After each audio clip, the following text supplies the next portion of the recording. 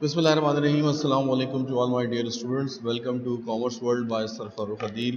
Second year accounting की partnership retirement की lecture series हमारी कंटिन्यू है और आज हम इस लेक्चर सीरीज़ का पांचवा लेक्चर जो है वो सॉल्व करेंगे और ये किस तरह सॉल्व होता है और इसमें क्या चीज़ करनी है। आइए देखते हैं एक क्वेश्चन से। So this is lesson number 5 sir Farrukh Adeel का। आज की क्लास में हम लोग लेस देन बोनस मेथड जो है, ये लेस देन इन्वेस्टमेंट का जो बोनस मेथड है उसको जो है वो आज की क्लास में हम कंप्लीट करेंगे।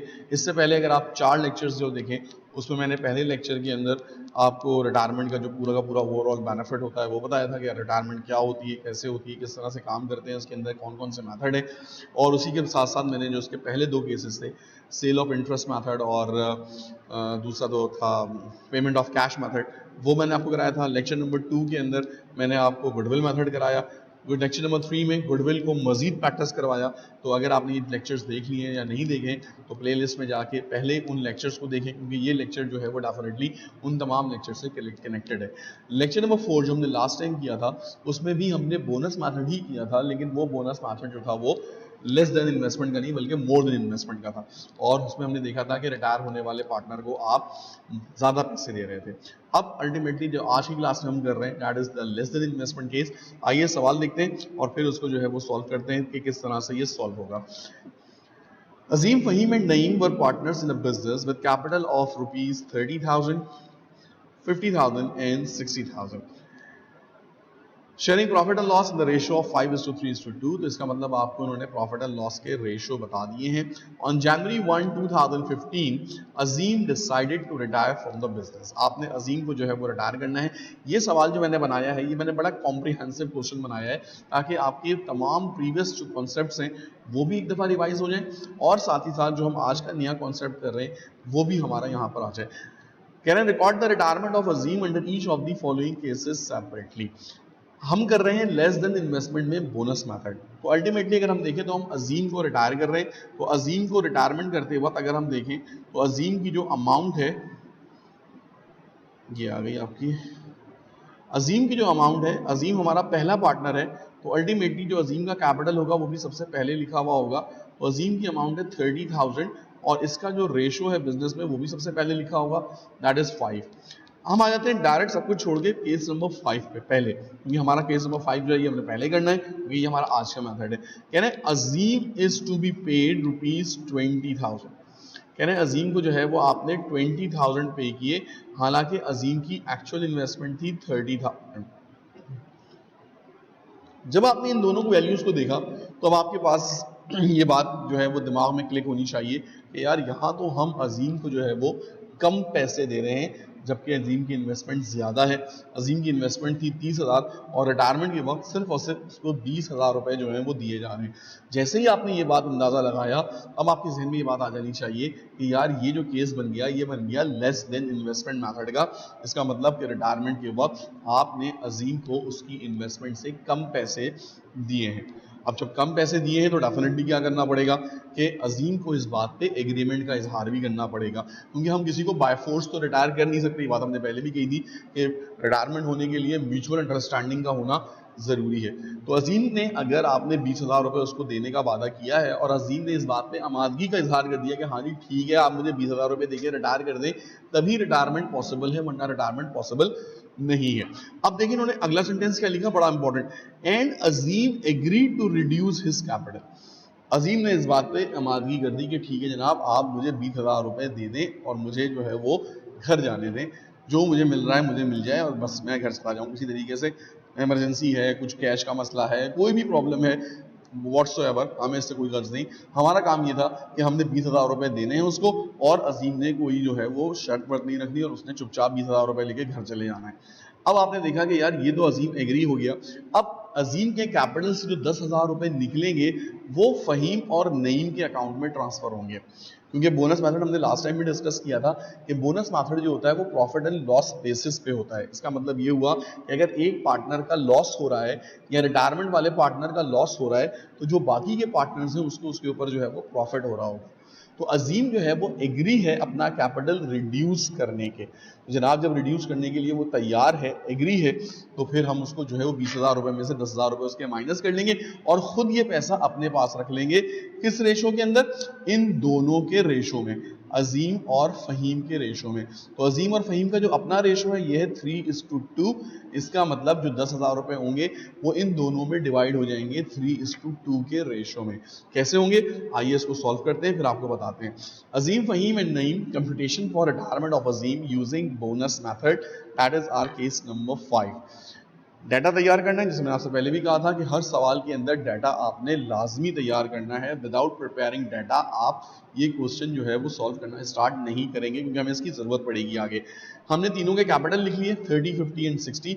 रेशो हमें क्वेश्चन में गिवन था 5:3:2, तो जो रेशो गिवन है उसको एज इट इज लिख लिया और फिर उसकी मदद से उनके हमने शेयर तैयार कर लिए 5/10, 3/10 और 2/10। 10 कैसे आ रहा है? सम ऑफ द रेशो 5 + 3 8, 8 + 2 10। तो इसका मतलब टोटल बिजनेस में जो है वो 10 शेयर्स हैं, जिसमें से 5 बिलोंग करते हैं अजीम को, 3 बिलोंग करते हैं फहीम को और 2 बिलोंग करते हैं नईम को। अब हमने रिटायरमेंट करनी है अजीम की, तो हमने जनाब इन्वेस्टमेंट उठाई अजीम की। अजीम की इन्वेस्टमेंट अगर आप देखें अपने सामने, तो अजीम की इन्वेस्टमेंट थी 30,000। 30,000 की इन्वेस्टमेंट पे हमने उसको जो रिटर्न किया है रिटायरमेंट के बाद, वो हमने सिर्फ किया है 20,000। ये बात उसने एग्री भी कर ली थी कि हाँ जी आप मुझे मेरा पैसा जो है वो कम कर दें, मुझे सिर्फ आप 20,000 दे दें, मेरे लिए काफ़ी है। तो आपने उसको 20,000 दे के रिटायर कर दिया। अब ये जो 10,000 रुपए का अजीम का नुकसान हुआ है या उसका जो कैपिटल 10,000 रुपए कम हुआ है, ये बोनस की शक्ल में मिलेगा फहीम और नईम को। तो अजीम का नुकसान फहीम और नईम के लिए बेनिफिट बन गया, फायदा बन गया। उसके 10,000 रुपए रोक कर इन्होंने पैसा अपने कैपिटल में शिफ्ट कर लिया। अमाउंट आ गई जनाब 10,000 रुपीज। तो 10,000 रुपए का जो बोनस था वो इन दोनों को मिल गया। अब ये दोनों क्या करेंगे कि ये बोनस अपने अपने कैपिटल में डिवाइड कर लेंगे। इनका कैपिटल रेशियो अगर आप देखें, इन दोनों का कैपिटल रेशियो ये है 3:2। अब 3:2 का जो सम बनता है वो बनता है 5। तो 3:2 का मतलब होगा इसका शेयर बन जाएगा 3/5 और इसका शेयर बन जाएगा 2/5। तो 10,000 रुपए इन दोनों के कैपिटल में शिफ्ट हो जाएंगे। अजीम को नुकसान हो रहा है, तो अजीम का कैपिटल इस लॉस की वजह से डेबिट होगा 10,000 से, और ये नुकसान इन दोनों पार्टनर्स के लिए प्रॉफिट बन जाएगा 10,000 multiply by 3/5 and 10,000 multiply by 2/5। तो 6 और 4 2:3:2 के रेशियो में हमने इसको डिवाइड कर दिया। To record distribution of bonus की हमने एंट्री बना ली। अगर एक मिनट के लिए सपोज कर लें कि ये मोर देन इन्वेस्टमेंट होता, अगर आप देखना चाहें तो आप प्रीवियस सिलेक्शन नंबर 4 के अंदर इसको देख सकते हैं, उसमें मैंने मोर देन इन्वेस्टमेंट कराया था, तो ये एंट्री अपोजिट हो जाती। Capital of Faheem and Naeem को जो है वो डेबिट करते और अजीम के कैपिटल को आपने क्रेडिट करना था। केस नंबर 4 इसी सवाल का जो है वो आपने इसी मेथड से करना है। अब जनाब अजीम को हम रिटायर कर देते हैं। अजीम का एक्चुअल कैपिटल अगर आपको याद हो तो वो था 30,000 और यहाँ से अजीम को 10,000 का जो है वो नुकसान हुआ, उसका कैपिटल रिड्यूस हो गया 10,000 से। क्योंकि रूल यही है, rule for debit and credit हमने पढ़ा था कई दफ़ा कि कैपिटल जब डिक्रीज होते हैं तो डेबिट होते हैं और इंक्रीज होते हैं तो क्रेडिट होते हैं। तो यहाँ पर कैपिटल आपके पास जो है वो डेबिट हो रहा है, तो कैपिटल डेबिट होने का मतलब कैपिटल रिड्यूस हो रहा है। तो 10,000 रुपीज़ हमने यहाँ से क्या कर लिए, माइनस कर लिए, और ये पैसा हमने कैश से अजीम को पे कर दिया और नरेशन बना ली to record retirement of Rashid. तो that will be the complete solution कि जनाब ये जो आपके पास है ये कंप्लीट सोल्यूशन हो गया। इसके अंदर हमने सारी की सारी चीज़ें जो हैं वो हमने शामिल कर ली और ये कंप्लीट जो हमारे पास प्रोसेस है वो हमारा कंप्लीट हो गया। तो ये था हमारे पास लेस देन इन्वेस्टमेंट का मेथड। सवाल अभी ख़त्म नहीं हुआ है, सवाल अभी आपने कंटिन्यू रखना है। और अब इसका केस नंबर 4 आप बनाएंगे। केस नंबर 4 बिल्कुल अपोजिट है केस नंबर 3 के। कह रहे हैं Azeem is to be paid ₹40,000। अब अजीम को आपने 40,000 पे करना है और इसकी एक्चुअल इन्वेस्टमेंट कितनी थी, इसकी एक्चुअल इन्वेस्टमेंट थी 30,000। अब इसका मतलब ये हुआ कि 30 के बजाय अब आप इसको ज्यादा दे रहे हैं, तो इसको फायदा हो रहा है। इसका फायदा उन दोनों का क्या बन जाएगा, नुकसान बन जाएगा। इसी तरह से आपने क्वेश्चन नंबर 10 को सॉल्व करना है, इसके बाकी केस भी करने हैं। इसमें आपने गुडविल मेथड भी देखना है, गुडविल मेथड कैसे सॉल्व होता है, किस तरह से आप इसको सॉल्व करेंगे, वो मैंने आपको देखा हुआ है। अगर आपने नहीं सॉल्व किया गुडविल मेथड, तो आपको देखना पड़ेगा लेक्चर नंबर 2 और लेक्चर नंबर 3 इसी प्लेलिस्ट का, पार्टनरशिप रिटायरमेंट का लेसन नंबर 2 और लेसन नंबर 3।